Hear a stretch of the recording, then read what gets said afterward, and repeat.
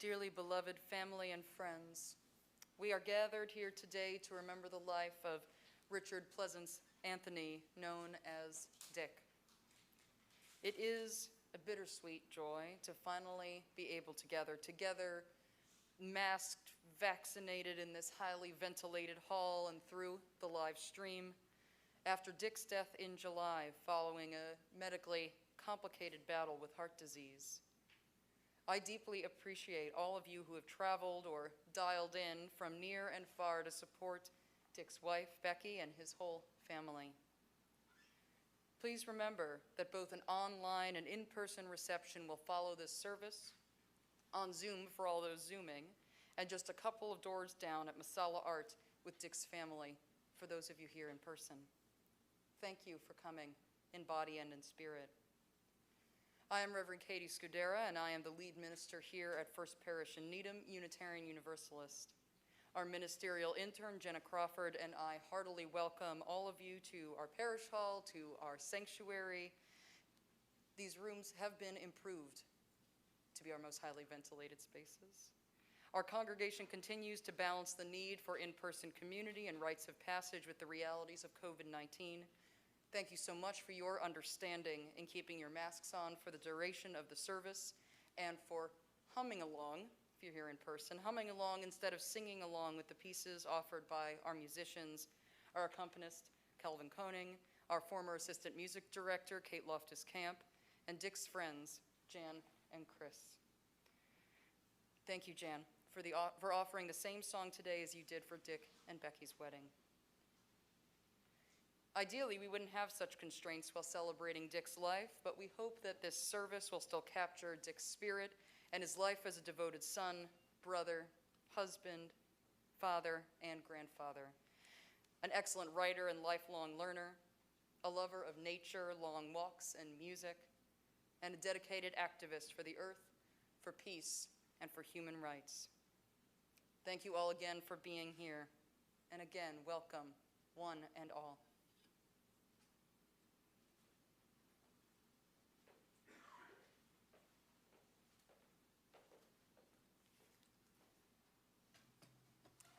As we light our chalice, symbol of our Unitarian Universalist faith, we read words from First Parish's member of blessed memory, Ed Lane. We come together at a time of death, but we come in gratitude for and celebration of a life. We come in pain and grief, to be sure, but recognize that they are rooted in and grow from our love and the memory that we cherish. We have been enriched as we have been touched by Dick's life. We celebrate its ongoing presence among and within us, making itself felt through his spirit living in us. And so now I invite Dick's grandchildren, Gretel and Irma, up to help me light the chalice.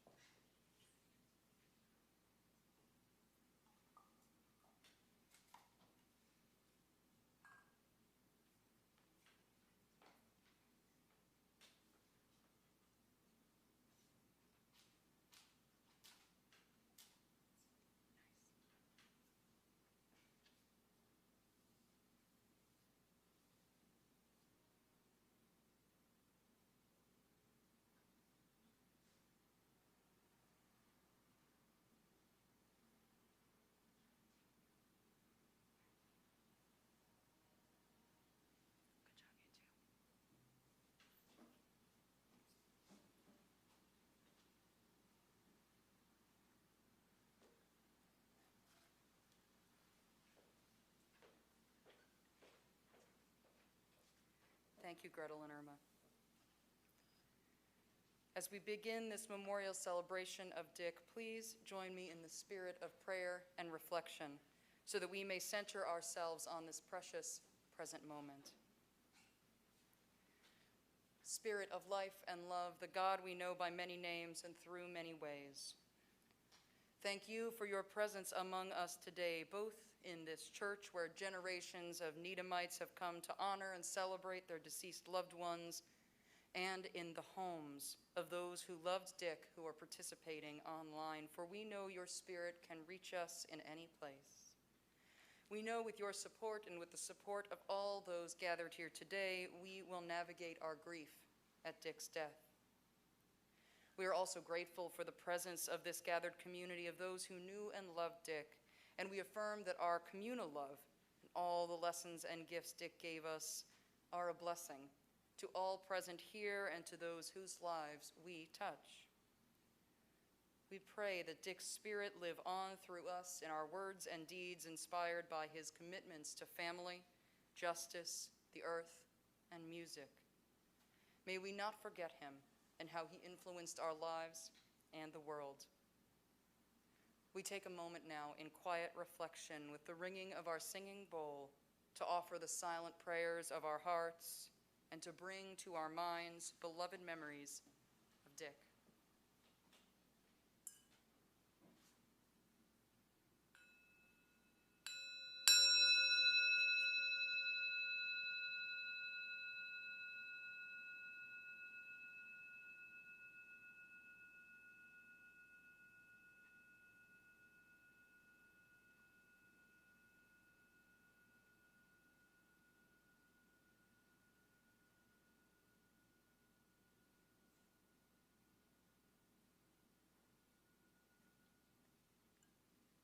Amen.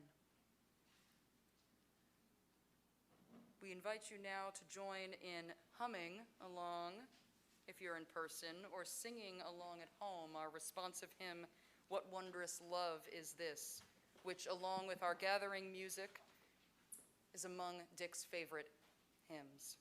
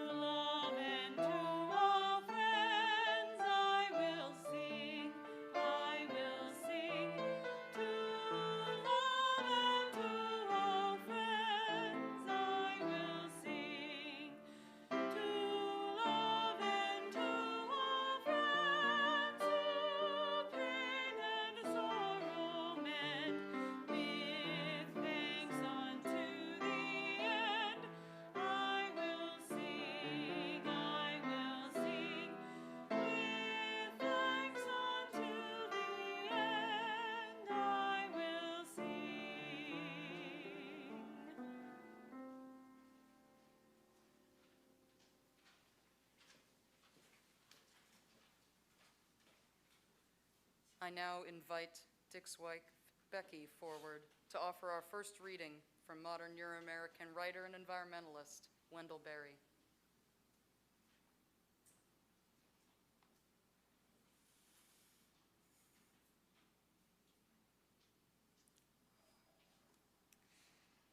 He goes free of the earth.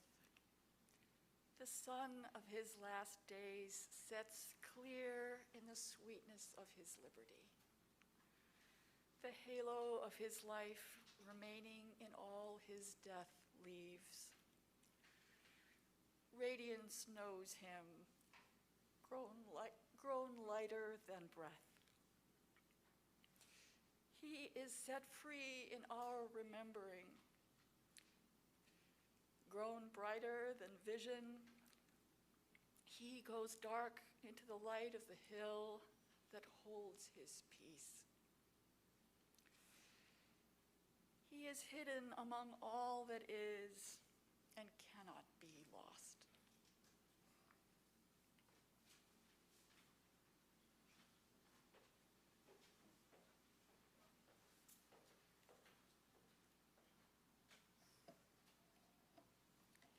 Our responsive reading this morning is called They Are With Us Still by Euro-American UU Minister Reverend Kathleen McTeague.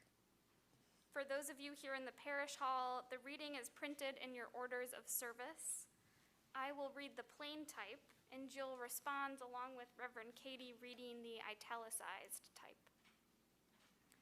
In the struggles we choose for ourselves, in the ways we move forward in our lives and bring our world forward with us. It is right to remember the names of those who gave us strength in this choice of living. It is right to name the power of hard lives well lived. We share a history with those lives. We belong to the same motion. They too were strengthened by what had gone before. They too were drawn on by the vision of what might come to be.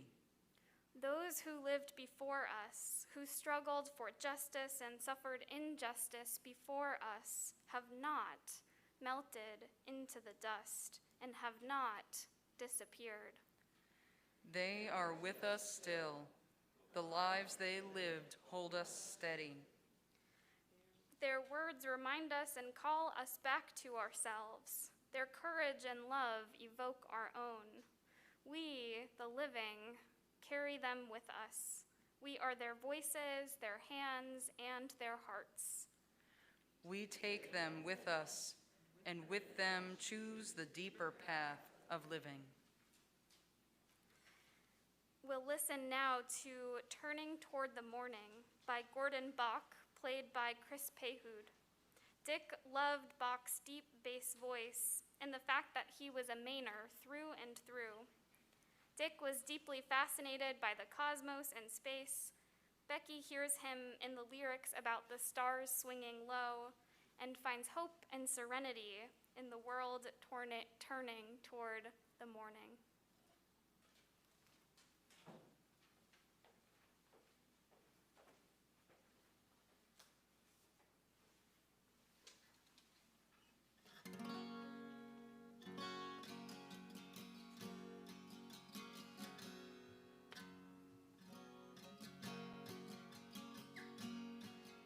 When the deer has bedded down and the bear has gone to ground and the northern goose has wandered off the warmer bay and sound, it's so easy in the cold, feel the darkness of the year, and the heart is growing lonely for the morning.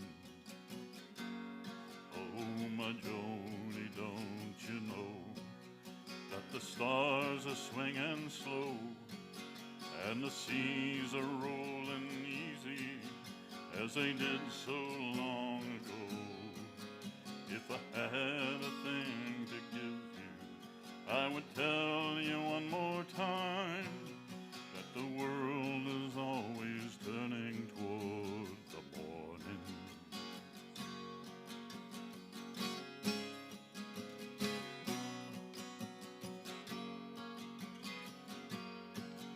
Now October's growing thin and November's coming home.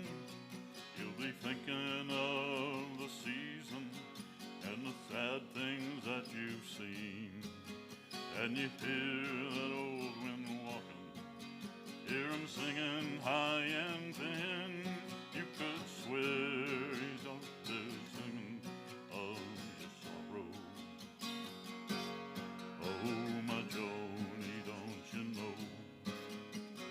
stars are swinging slow, and the seas are rolling easy as they did so long ago. If I had a thing to give you, I would tell you one more time that the world is always turning toward the morning.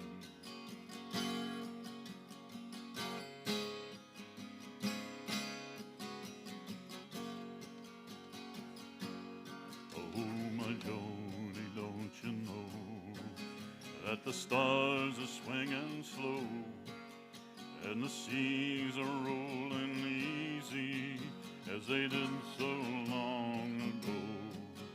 If I had a thing to give you, I would tell you one more time that the world is always turning towards the morning. Now the darkness falls around you, and the north wind come to blow, and you hear him call your name out as he walks the brittle snow. That old wind don't mean you trouble. He don't care or even know. He's just walking down the darkness towards the morning. Oh, my Joni, don't you know that the stars are swinging slow and the right seas are rolling easy as they did so long ago? If I had a thing to give you, I would tell you one more time that the world is always turning towards the morning.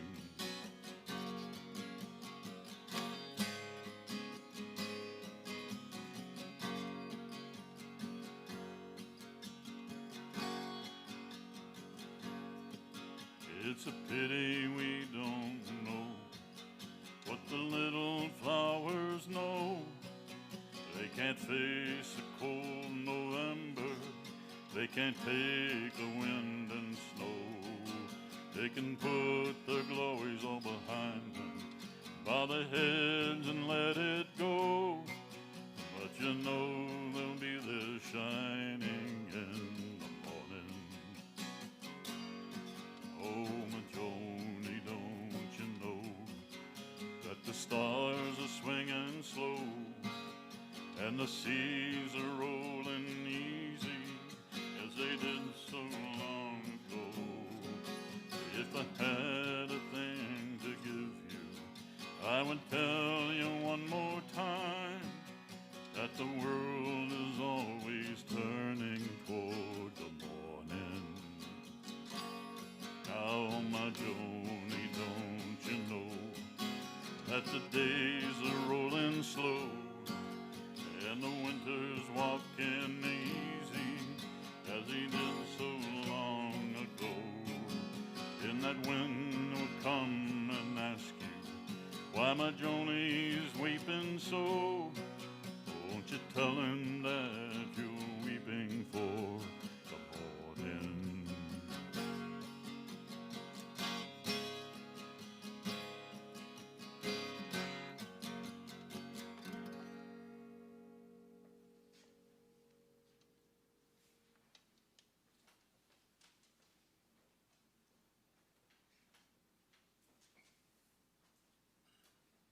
Thank you, Chris.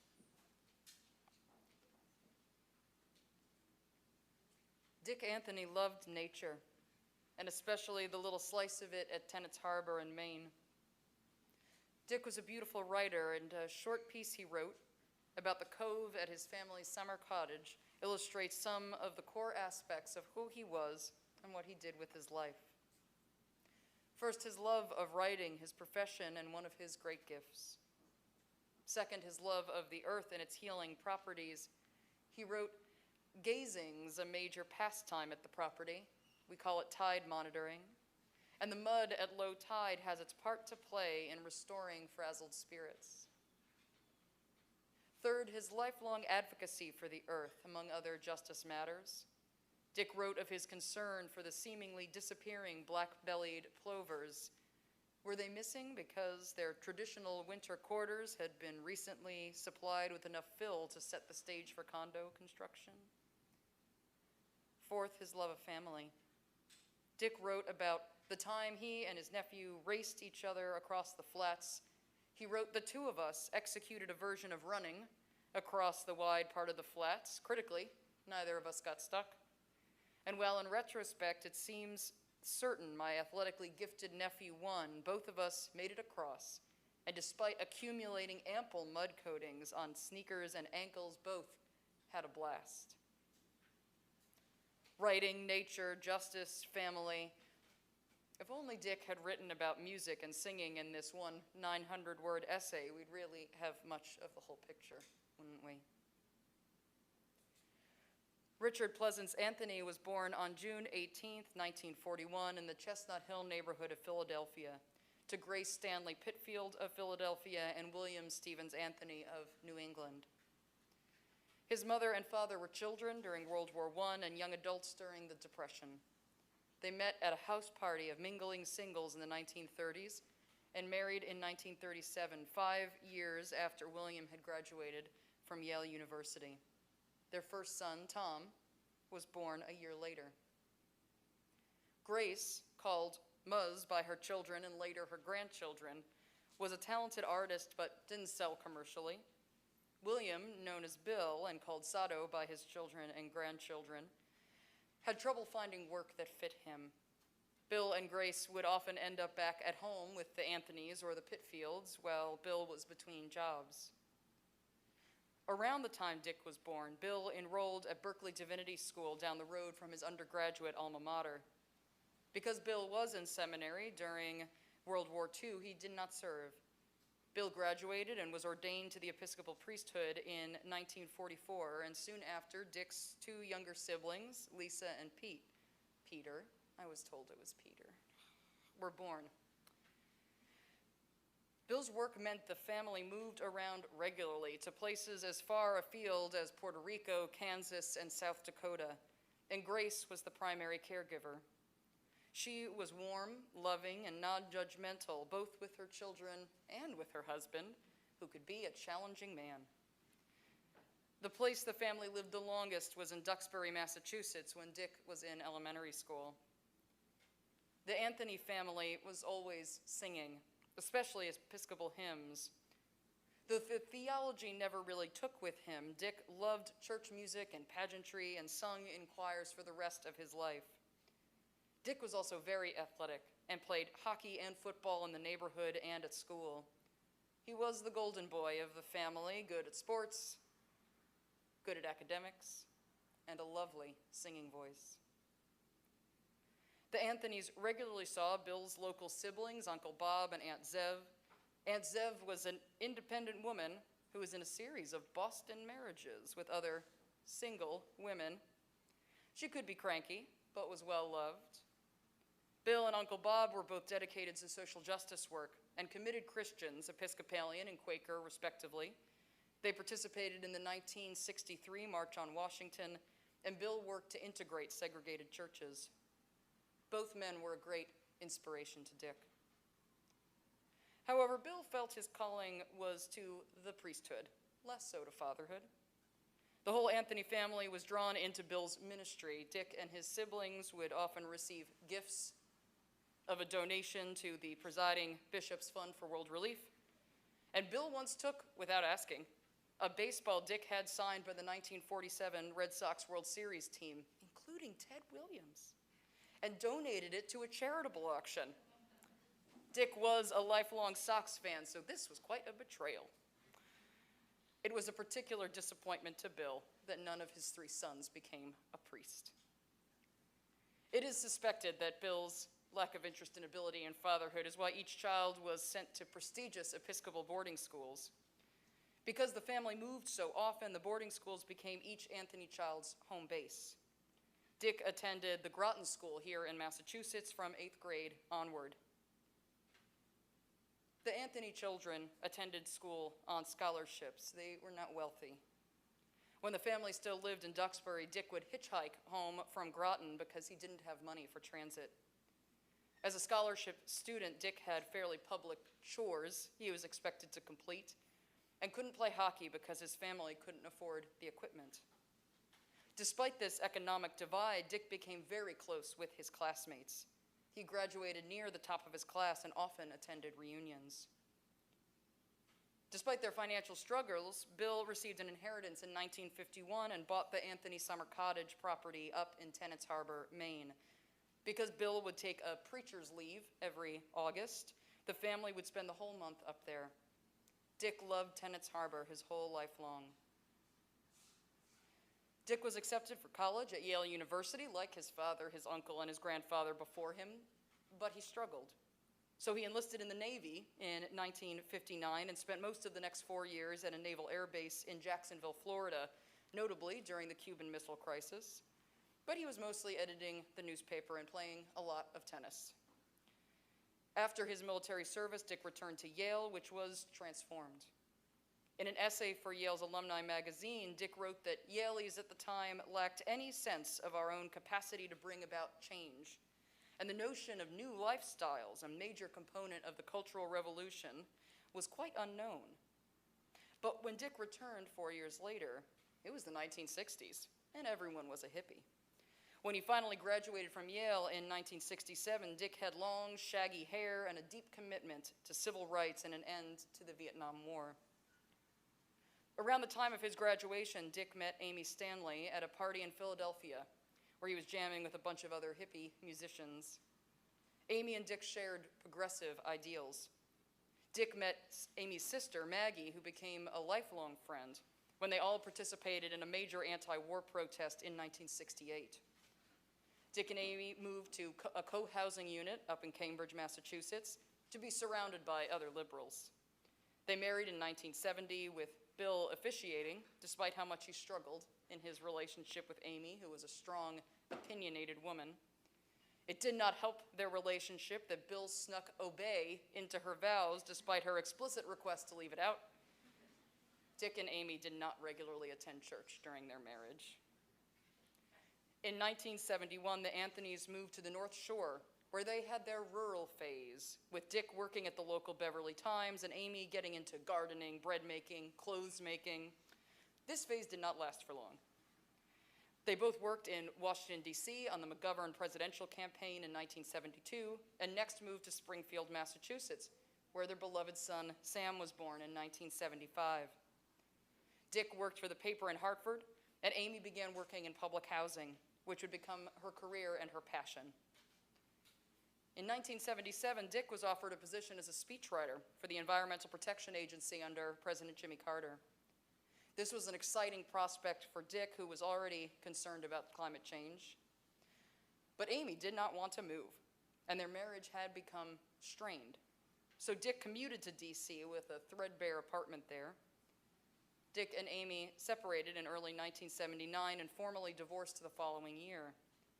With much credit to Dick and his even-keeled, good-natured, family-oriented personality, he and Amy remained friends for the rest of their lives. Despite the geographic distance, Dick was determined to be a good father to Sam, bringing Sam to D.C. and going back to Massachusetts regularly. This commitment was an extension of Dick's deep desire to be a good person, treating every living being with respect and decency. Though Dick was offered a speechwriting job for the incoming Reagan administration by none other than Karl Rove, he took the opportunity in 1980 to move back to Boston, doing medical writing for local hospitals and to be near Sam and Amy in their new home in Brookline. Dick put a lot of thought into how to make his co-parenting time with Sam the best it could be. He'd take his son to lectures in the library, played baseball with him, took his sister Lisa's kids and Sam skiing, made Christmas extra festive every year. Sam reports that Dick was an amazing dad. I'm sure he'll tell you more in his reflection. In 1986, Dick began working as a staff writer at MIT. Dick loved working at the Toot, as he called it, taking deep dives into a variety of scientific fields so he could ask insightful interview questions to experts. Dick was a voracious reader of nonfiction, so this suited him well. In May 1987, Dick met Becky Stevens while they were both birdwatching for warblers in Mount Auburn Cemetery. Dick approached her as she went back to her car and looked her up in the phone book, introducing himself as the man you talked to at Mount Auburn. Heading into their first date in Harvard Square, Becky was truly worried she wouldn't even recognize him. She said to me, "I just remembered he had a kind face." Becky and Dick dated on and off for about a decade. They had so much in common: bird watching, singing, traveling, walking, hiking, bicycling, kayaking, progressive politics, activism, and work, surviving cancers of their sex, as Becky called it, coming from big, complicated families, healthy eating, being late to everything. Becky even fell in love with Tennant's Harbor. Though they broke up many times and were out of touch for long stretches, Becky told me she and Dick kept gravitating to each other. But Becky reports that the triangle of Dick, Sam, and Amy was hard to break into. As Becky described it, Dick had to change some of his center of gravity to give her some space and attention. In 1997, Becky and Dick reconnected, moved in together in Newtonville, and did couples counseling. The new consistency in their relationship allowed Becky and Sam to become close, and for Dick to become a beloved uncle to Becky's many nieces and nephews. In their beautifully blended family, everyone came together at Christmas at Amy's house and often in Tennant's Harbor. Becky and Dick were finally married in 2001 up in Maine by a Unitarian Universalist minister. They bought their home together in Walpole in 2003 and adopted a well-loved and very well-trained dog, Mr. T. Dick and Becky were excellent dog parents until Mr. T died in 2016. 1997 was also the year that Dick's mother, Grace, died, and her request was for the family to come together in unity, an issue close to Dick's heart. The happiest Dick would be when the whole family was together. He served as the primary contact for his mother's medical appointments and care, and did the same for his father, despite Bill's increasing prickliness in his later years. Bill died in 2008. Becky and Dick had been singing in the choir at the Episcopal Trinity Church in Copley Square, as well as other regional choirs. And after they moved out to Walpole, Becky wanted a change. The Trinity community felt very far away, and the Episcopal theology didn't really work for either of them. Becky had attended Unitarian Universalist congregations before, so the two started testing out UU churches near Walpole, eventually landing here at First Parish in Needham. And what a joy it has been to have them here with their wonderful spirits, beautiful voices, and passion for justice and community. Dick's retirement from the Toot came in 2011, a decade after he'd been promoted to Associate Director of Communications and Donor Relations. At his retirement party, his team offered Dick a commemorative font using his handwriting as the base because his handwriting was awful. You can check that out afterwards. It's back there. You see that in the black frame? Around this time, Dick's son had found firm footing after an unconventional early path to college in his career, much like Dick before him. Sam married his wife Andrea in 2009 and began his graduate program in psychology in 2011. And in 2013, they made Dick, Becky, and Amy grandparents to Gretel, and then to Irma in 2016.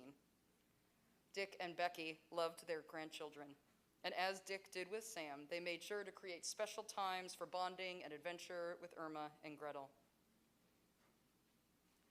Dick was always private about his personal life, and that included not sharing much about medical issues. Soon after his ex-wife Amy died in late 2018, Dick began experiencing cardiac issues. Becky took great care of him, and the pair continued to do as much of what they loved as they could, even after the start of the COVID-19 pandemic. Dick sent postcards to Gretel and Irma every week during the pandemic to stay in touch, even though his handwriting had by this time become almost illegible. And he and Becky got on the waiting list for a mini golden doodle puppy as a mutual 20th anniversary gift. They planned to name the puppy Tutu, short for the Icelandic word 20, tutuji. While in rehab this past July, Dick experienced a cardiac emergency. He was taken by ambulance to BID Needham, and then by helicopter downtown. Becky and Sam waited in vigil overnight on the benches just outside the emergency room, which did not allow visitors due to COVID, and were finally allowed to see Dick after he was transferred to the cardiac ICU. Dick had filled out a 5 wishes document with his preferences about medical and comfort care, and with that document in hand, Sam and Becky knew to let him go. Dick died on July 17th of this year, and shortly after his death, their 20th anniversary puppy was ready to come home, a great comfort to Becky. Dick is deeply missed by his family, friends, fellow first parishioners and choral singers, and his former colleagues. His legacy is one of justice, music, humor, curiosity, friendliness, and mindful self-improvement. May we carry on his spirit in our words and deeds. Amen.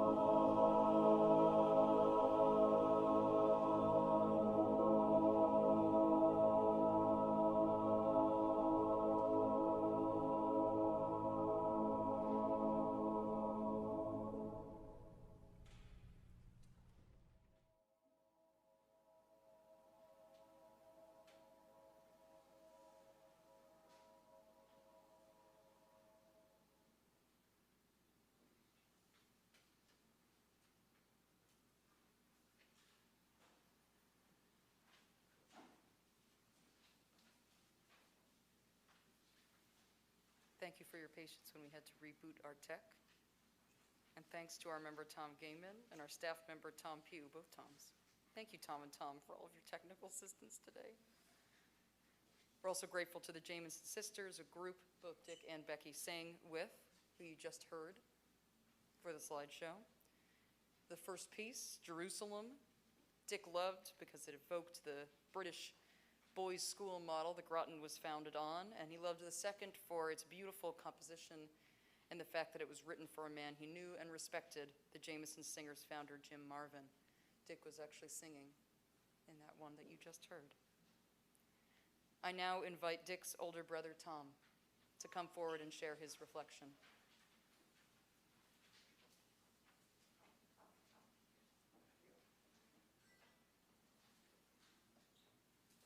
I guess this does make me old. I'm the older brother. About 5 years ago, Andrea brought then 3-year-old Gretel to a holiday sing. I hadn't met Gretel, and this was a treat. They came up to me, and Gretel stood in front of a forest of adult legs. Andrea said to her, "This is Opa's brother." Gretel looked at me questioningly, then back at her mother, who repeated, "Opa's brother." With that, Gretel hugged my leg and kissed my knee. A restless man. Dick Anthony was an optimist. It wasn't always apparent. Caution intervened. While waiting, optimism would break out, giving him strength to ring doorbells for campaigns or climb the next mountain. He lived with conflict between action and reflection, always knew he could help, and when he had to. He read everything, from daunting scientific tomes by scientists, not writers, to cereal boxes. The New York Review of Books was not safe in his presence, nor were toothpaste tubes and maps. He read massively from an eclectic library and loved stories. The past intrigued him for what it suggested about the future. Nuggets of history held no special place in his heart unless they were something with a future. And music. His pleasing light baritone forever made him welcome to singing groups. He sang for joy, not glory. His musical interests had no bounds. Perhaps the Brahms Requiem would occupy one end of his spectrum, with Johnny McEldew on the other. He loved all music. The only music he didn't enjoy, he hadn't heard. His responses to music were end to end, not top to bottom. He lived by Bill Anthony's axiom that music puts one in touch with the ages. I have another page here. 5 years ago, it was a challenge to him to show me the Grand Canyon. He had seen it before and wanted me to see it. I loved it.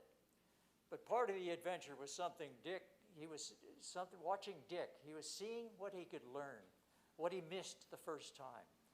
A canyon wren appeared. I gave it 2 glances, but Dick gave it time, and the wren performed. They communicated. We came home with awe for the bird and awe for what we had seen together. Meaning in everything, in family, mind, country, and world. He was custodian, protector, and agent. His body didn't always go along, but his spirit teamed up with anticipation, and together they outvoted his body. And we love him and his spirit. A favorite saying was, "The future is ahead of us." Dick could be bewildered by daily living, but he was in love with the splendors of living and of all lives, large and small. His first and last loyalty is to Becky, Andrea, Sam, and granddaughters Irma and Gretel. So many of us looked on that family with joy, for he loved and cherished them. We look forward to the stories they will write.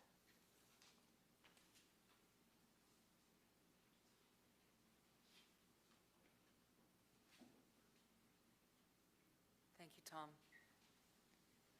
I now invite Dick's younger brother, Peter, to share his reflection.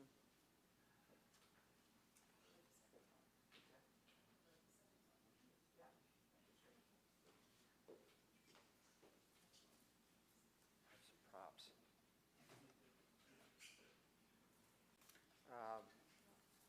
Thank you, everybody, for coming today. This is quite a crowd. I'd like to say hello to my sister, the Smiths, Lisa Smith, and all the Smith family, who I think are somewhere behind those cameras.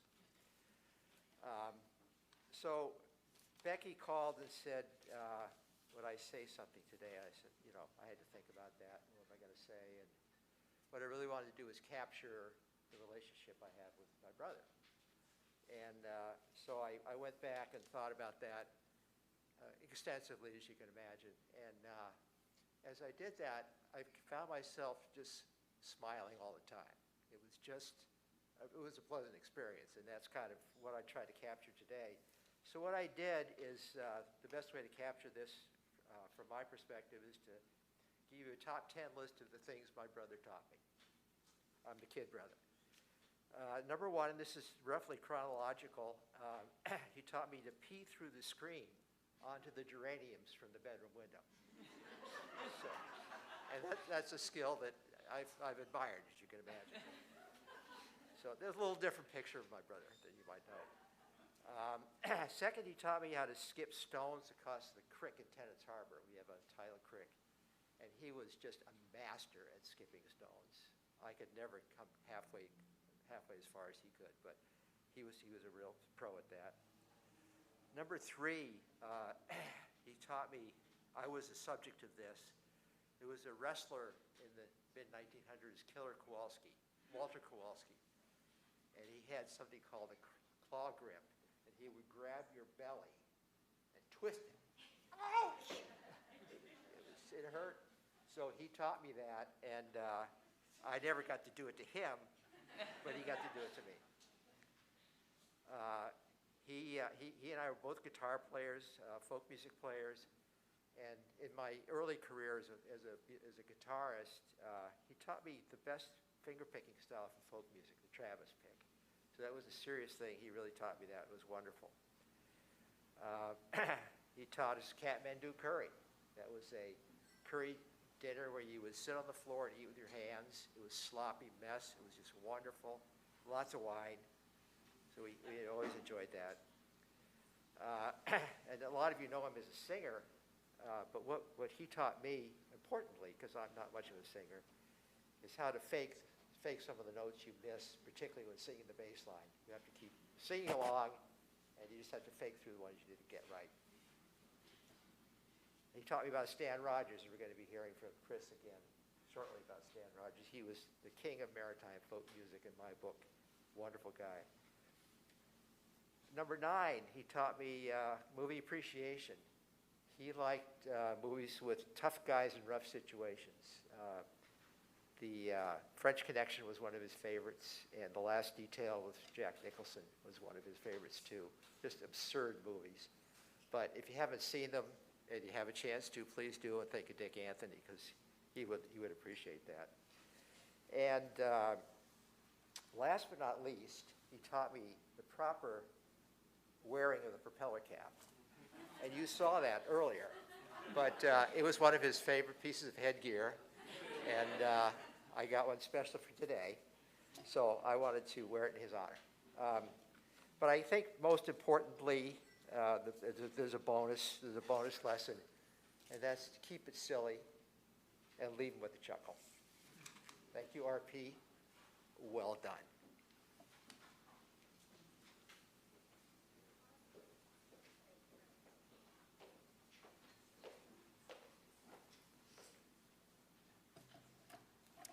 Our next hymn, My Shepherd Will Supply My Need, was composed by British theologian and hymn writer Isaac Watts and inspired by Psalm number 23. Please join in singing from home or humming along here in the parish hall or sanctuary, My Shepherd Will Supply My Need. The lyrics can be found in your print order of service.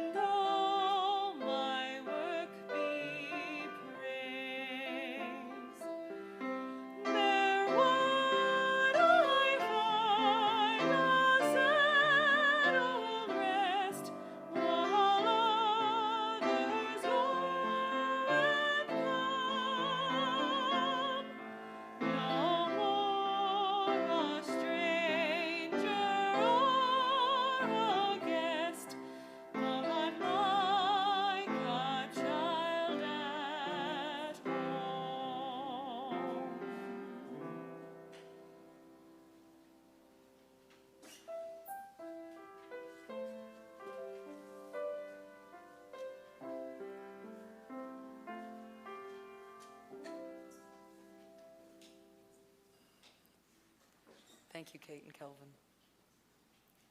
I now invite Dick's colleague, Carla Lane, to come forward and share her reflection.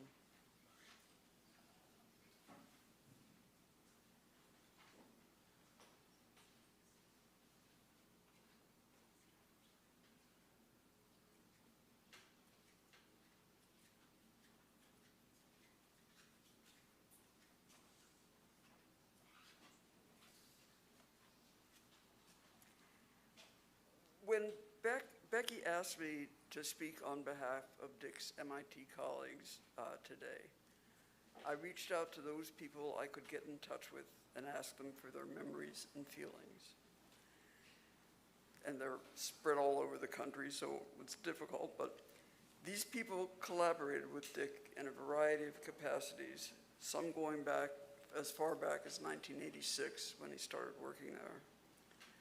A few mentioned that they hadn't worked with Dick since the mid-1990s, but many memories remained. His superb skills as a science writer, editor, and literary problem solver were often mentioned.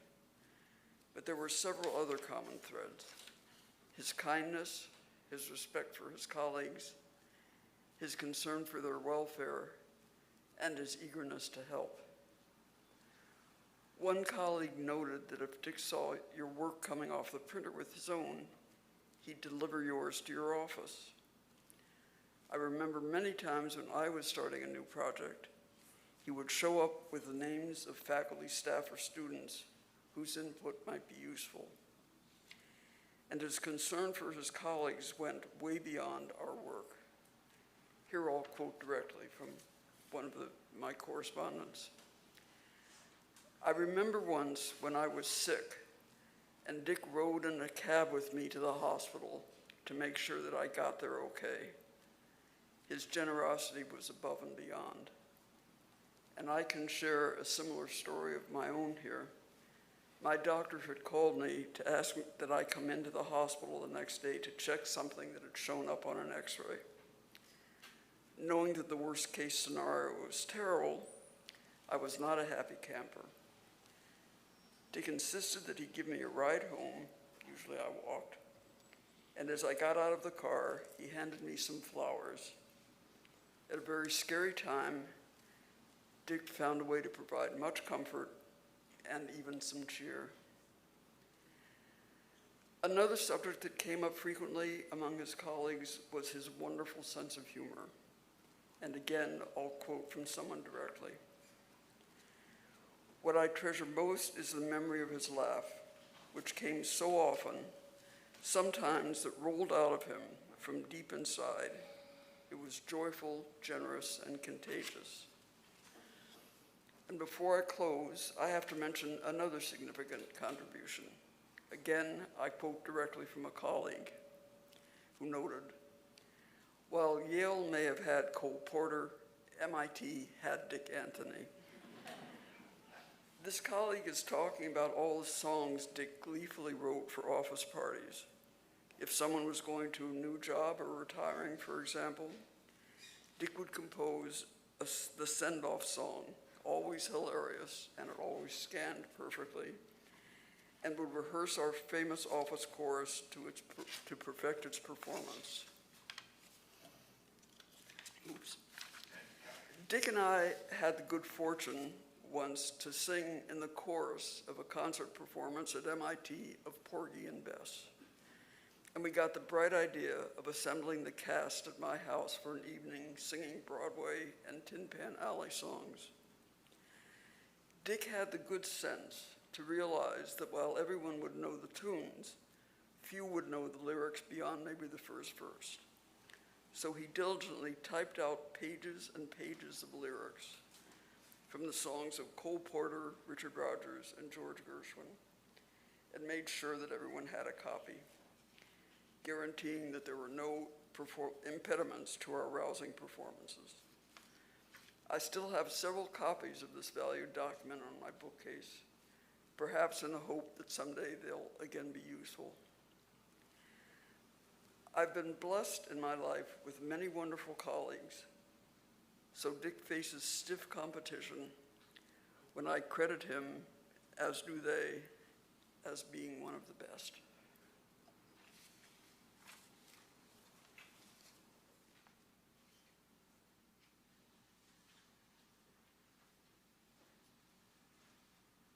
Thank you, Carla. I now invite Dick's son, Sam, forward to share his reflection.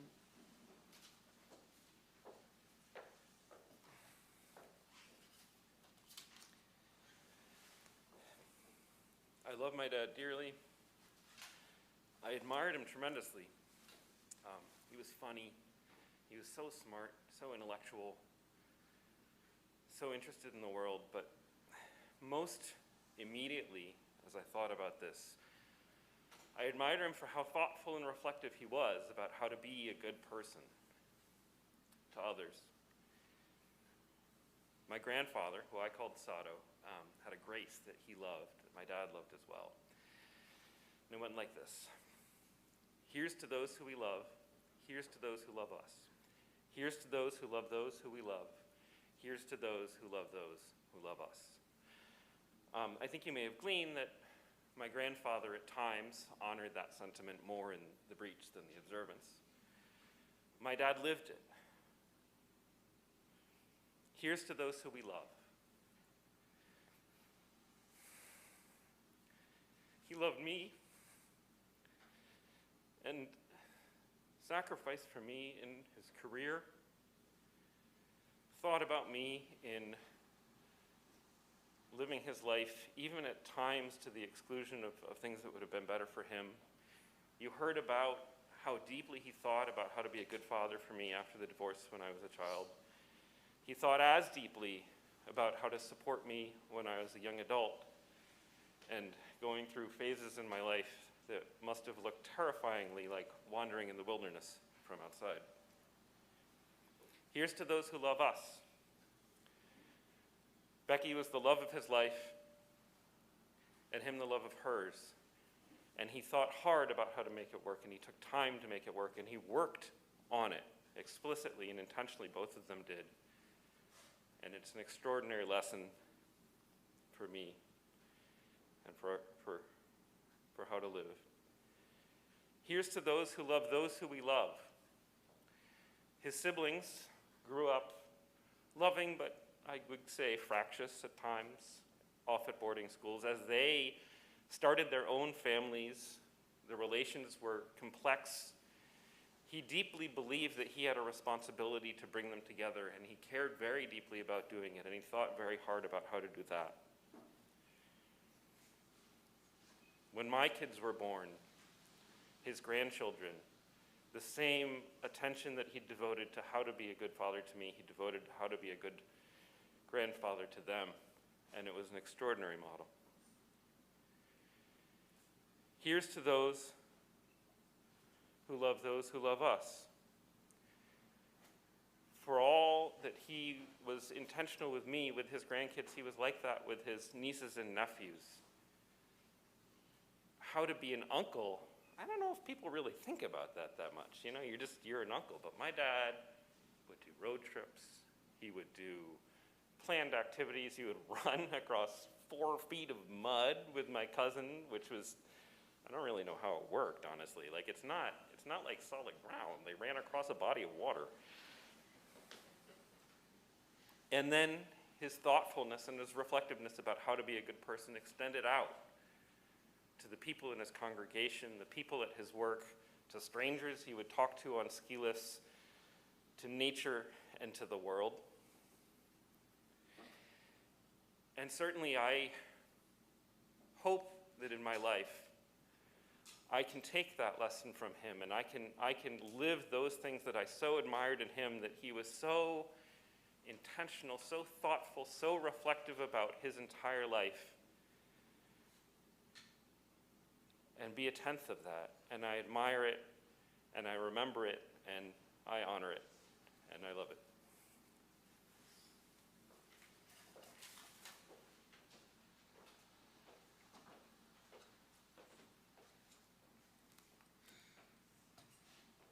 Thank you so much, Sam.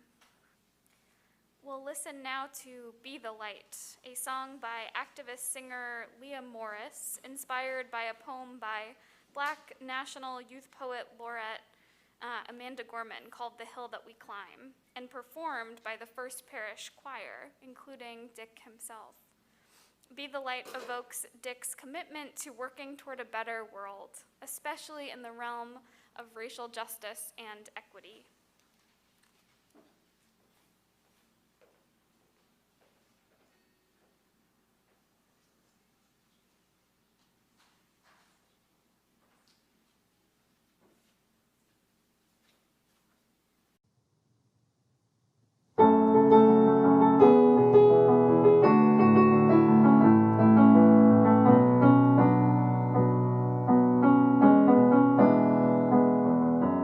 There is always a light when we are ready to see it. There is always a light when we are ready to be it. To see the light, to be the light, to raise our eyes in the dark of night, to climb this hill. Together we will. There is always a light in the dark. We are ready to see it. There is always a light in the dark. When we are ready to be it. To see the light, to be the light, to raise our eyes in the dark of night, to climb this hill. Together we will. There is always There is always a light. When we are ready to see it. There is always a light. When we are ready to be it. To see the light, to be the light, to raise our eyes in the dark of night, to climb this hill. Together we will. There is always There is always a light. There is always a light. When we are ready to see it. There is always a light. There is always a light. Now are you ready to be it? To see the light, to be the light, to raise our eyes in the dark of night, to climb this hill. Together we will. Be the light. There is always light. There Be is the always light. There is always light. Be the light.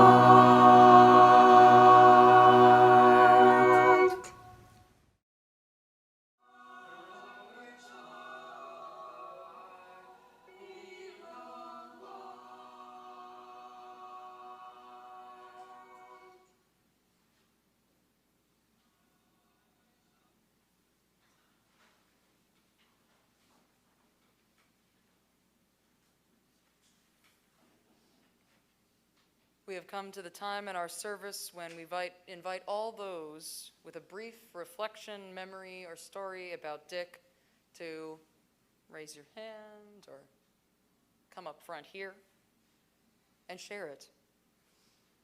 If you're in the sanctuary, you're welcome to pop into the parish hall for a minute, and for the folks watching over Zoom, please share your stories in the chat box or save them for the Zoom reception after the postlude.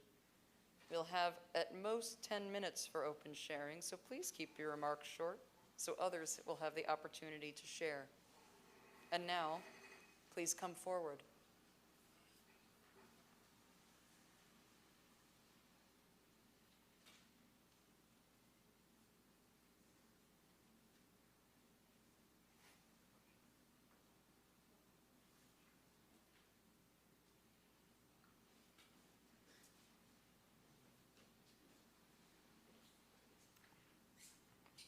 My name is Chris, and I've known Dick and Becky since the 80s. I was a part of Dick's writing group, and for the last couple of years, we wrote every month, and so his primary purpose was to write for his grandchildren so they would know who he was. And he did that, and we have about 15 pieces about his life, about his singing, about his movement with his family. And I just want to thank Dick for being in my life, both with Becky, with family, and through his writing.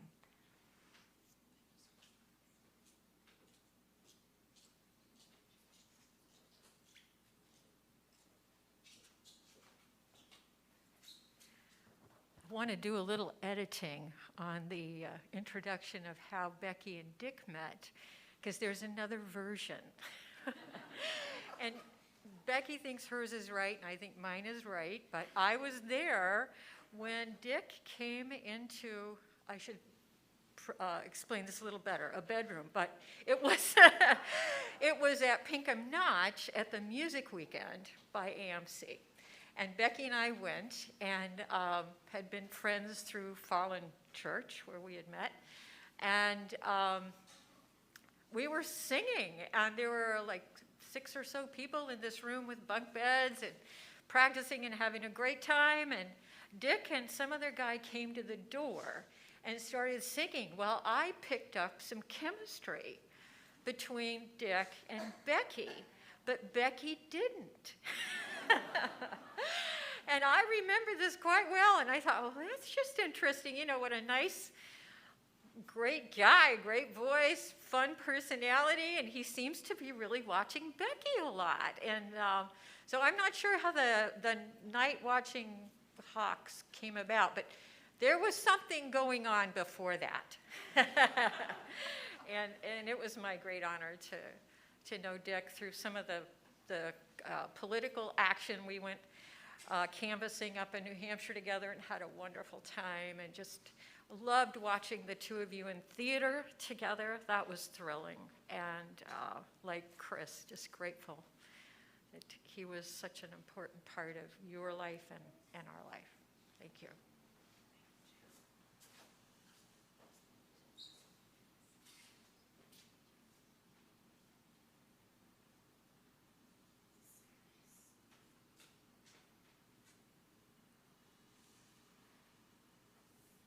Many thanks to all of you who shared cherished memories of Dick over the course of this service.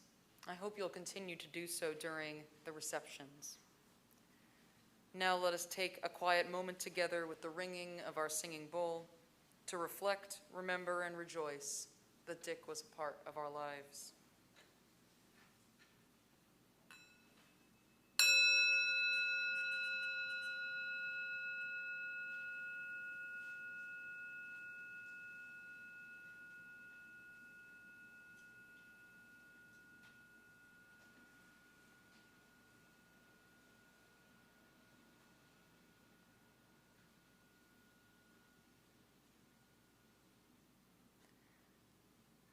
Now please join in humming along here in the building or singing along at home to our closing hymn, Amazing Grace, a hymn Dick loved as it always reminded him of his mother.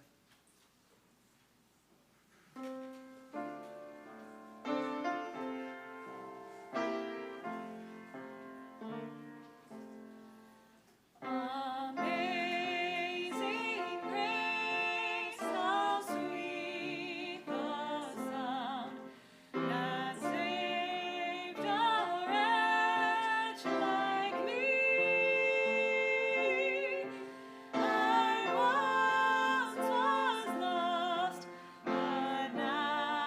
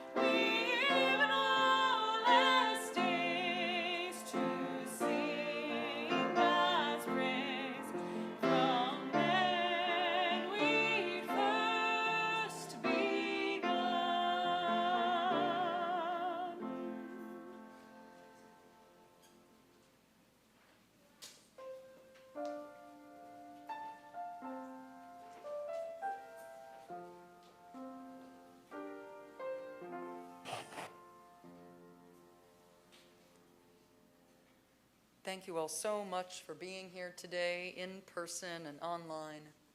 On behalf of Dick's family, we are deeply grateful for your presence at the service from near and far, and for your presence in the arc of Dick's life. If you are Zooming into the service, please stay on after for the opportunity to share with others stories and memories of Dick. And for those of you here in Needham, you are welcome to join Dick's family at Masala Art, just 3 doors down that way, Great Plain, or through the parking lot. Either way, you'll find it. As we extinguish our chalice and close our service, take these words as a benediction. May each of us cherish our time that we had with Dick, with gratitude for his good example of living a life full of family, learning, nature, music, and ethical commitment to doing right by every living being, including the earth. May we all take care of each other and our own selves during this time of mourning, as Dick surely would have done for us. And may it be so that Dick lives on in our memories and our good words and deeds, always. Blessed be, and amen.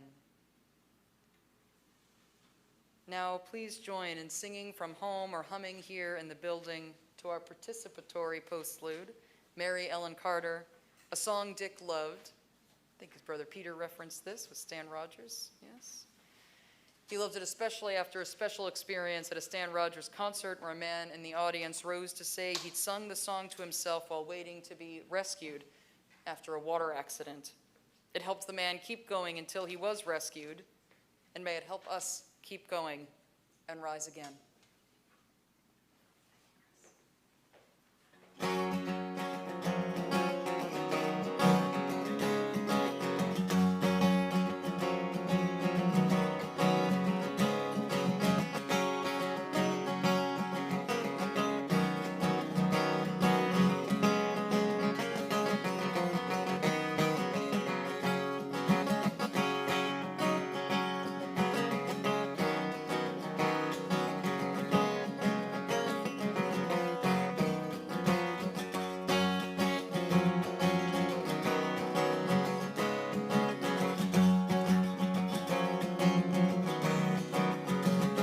She went down last October in a pouring driving rain. The skipper, he'd been drinking and the matey felt no pain. But too close to 3 Mile Rock and she was dealt a mortal blow. And the Mary Ellen Carter settled low. There was just us 5 aboard her when she finally was awash. Worked like hell to save her, all heedless of the cost. And the groan she gave as she went down, it caused us to proclaim that the Mary Ellen Carter would rise again.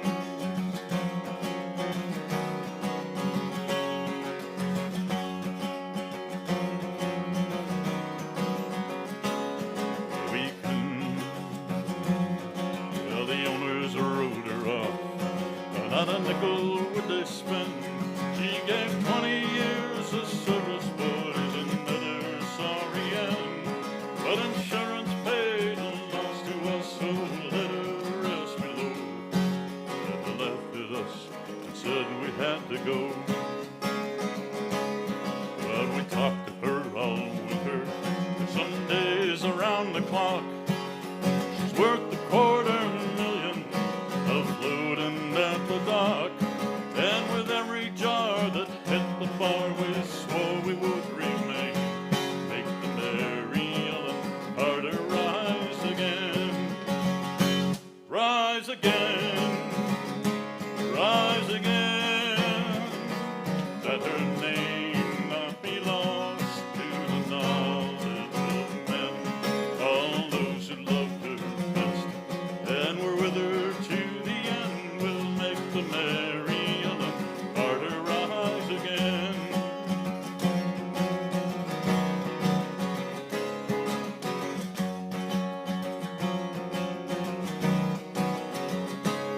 All spring now we've been with her on a barge lent by a friend.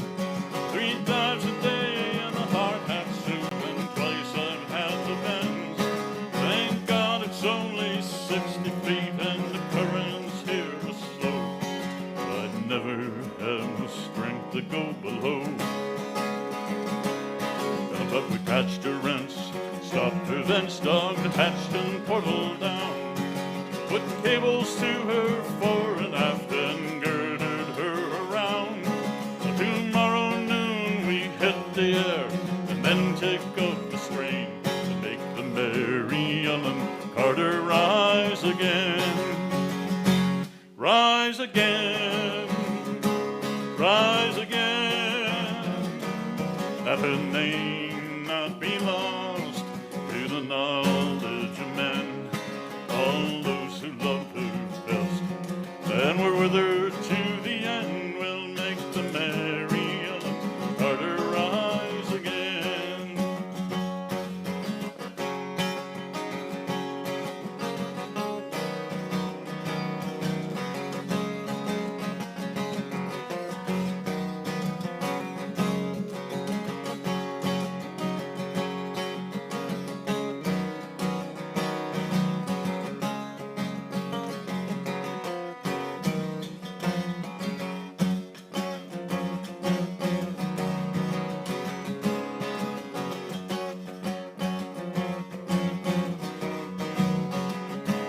Or we couldn't leave her there, you see, to crumble into scale.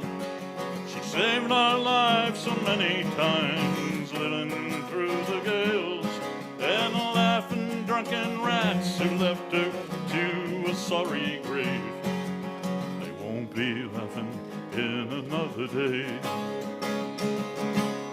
And you to whom adversity is dealt a final blow, smiling bastards lying to you everywhere you go, turn to and put out all your strength of heart and arm and brain, and like the Mary Ellen Carter rise again. Rise again, rise again, that her name